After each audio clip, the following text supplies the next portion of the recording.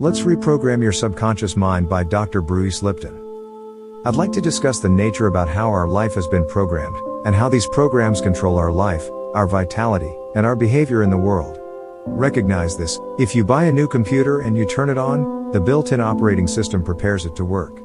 But if there are no programs in that computer, then the computer can't really do anything.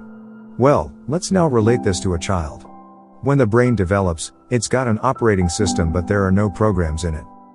So nature created the first 7 years of our lives to download behaviors by observing our parents, our siblings, and our community. And in this way, a child can learn all the behavioral characteristics necessary to be a functional member of a family and a functional member of a community. Well, however, since we are downloading the programs by observing other people, what happens if we download programs from our parents, or our family or siblings, that are not very positive programs? That are actually very negative programs that have an adverse effect on our health? Well, it turns out, science has revealed that during the first 7 years of our life, our brain is designed to download programs just by observing other people. It's a state of hypnosis, which is a characteristic or brain frequency called theta, which is just below consciousness. The first 7 years of a child's life is installing the programs that, when consciousness kicks in at around age 7, consciousness has use of programs to create the behavior in their relationships, in their family, community, etc. We now know about 70% of those programs that we download from others are negative, and disempowering, and even self-sabotaging. And as we go through our life, you say, well, where are these programs? Well, they are in the subconscious mind. Then you might ask, but what's the other mind? The other mind is the conscious mind. That's the one that kicks in at age 7. That mind is connected to your personal identity, your spirituality, and the difference between the two is profound. The conscious mind is a creative mind. The subconscious mind is a programmed mind, a habit mind. Why is it relevant?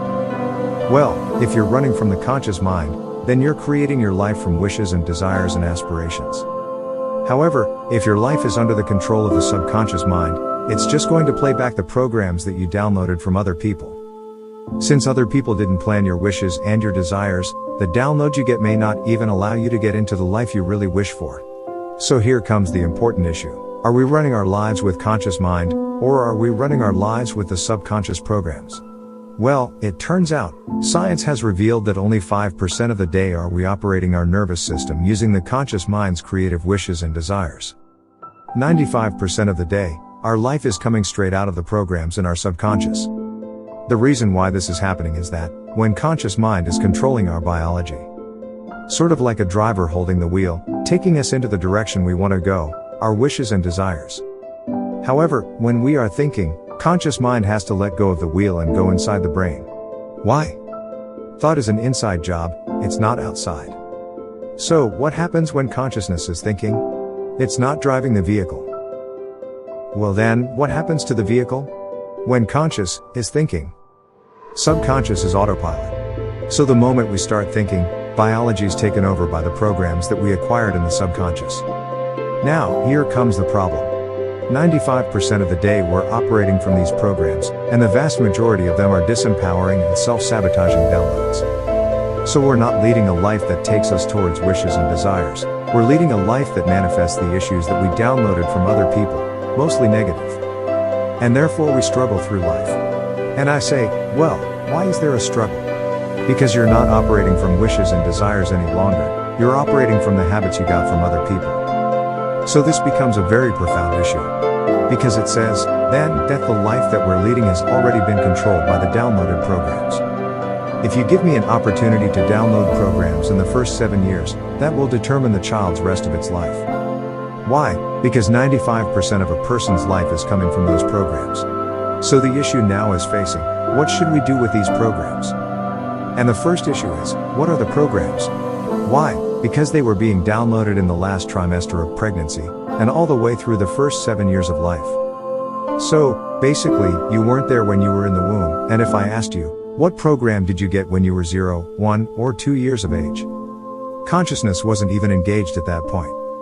So the first thing you need to know is what controls your life. 95% from the programs. Yeah, but what are the programs? And here comes a simple insight. 95% of your life is coming from the program, So your life is a printout of the programs downloaded in your subconscious mind. And so significance is easy. Look at your life, the things you love and desire and wish for, that come into your life, they come in because the subconscious has programs to acknowledge that.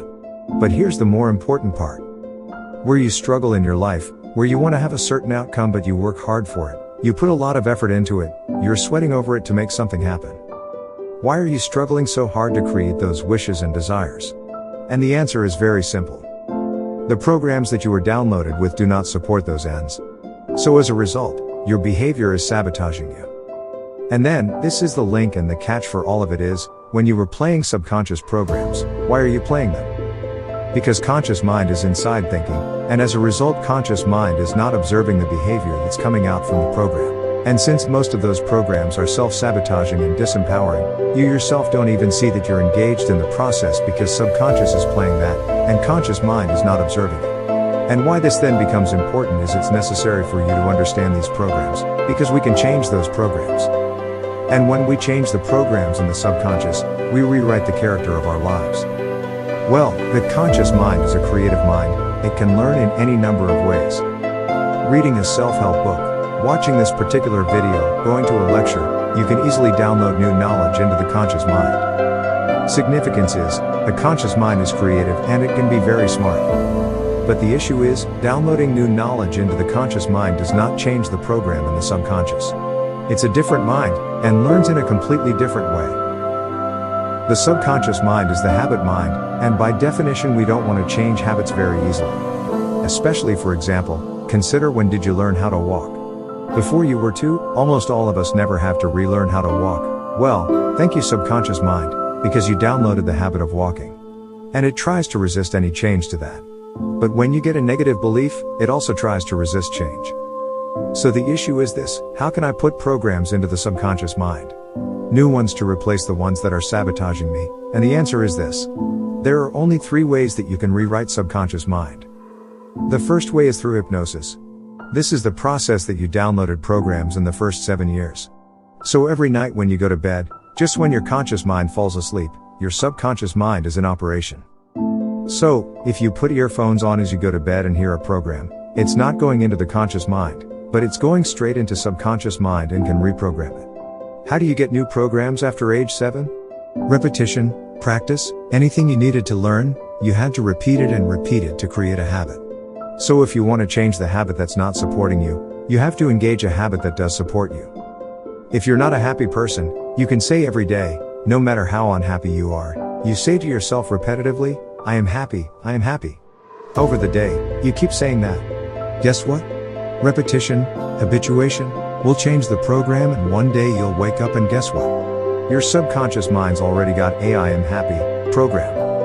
And lastly, the most effective way to change subconscious programming is through energy psychology. These are mechanisms that enhance superlearning, and therefore you can download new behaviors in matters of minutes from website, brucelipton.com. If you enjoyed this video and want to hear from me again, be sure to hit that subscribe button before you go. Thanks for watching, I will see you in the next video.